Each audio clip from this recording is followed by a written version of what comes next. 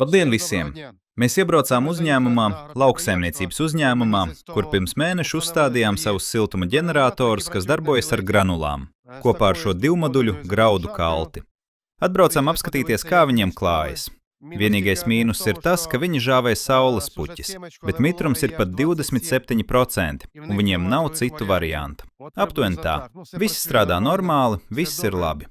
Lai gan tagad varu pajautāt pašam operatoram. Mums ir noliktavas vadītājs un cilvēks, kurš atbild par graudu žāvēšanu. Ašot Mišajovič, lūdzu pastāstiet, cik ilgi jūs jau strādājat pēc tam, kad mēs jums to uzstādījām? Tātad kopš jūs uzstādījāt, mēs strādājām jau apmēram nedēļu.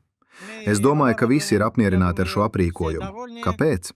Tāpēc, ka šobrīd mēs žāvējam saules puķis.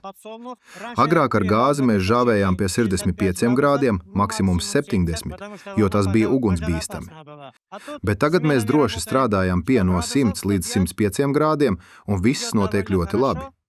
Agrāk ar gāzi mēs nevarējām žāvēt saules puķis ar 16% mitrumu, bet tagad saules puķis ir ar no 24 līdz 27% mitrumu, un mēs tās veiksmīgi žāvējam. Paldies puišiem par viņu aprīkojumu. Paldies arī jums! Mēs strādājam un cenšamies.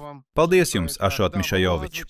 Mitrums, protams, ir ļoti augsts. Viss labi, paldies visiem, uzvar visiem un labas ražas. Uz redzēšanos!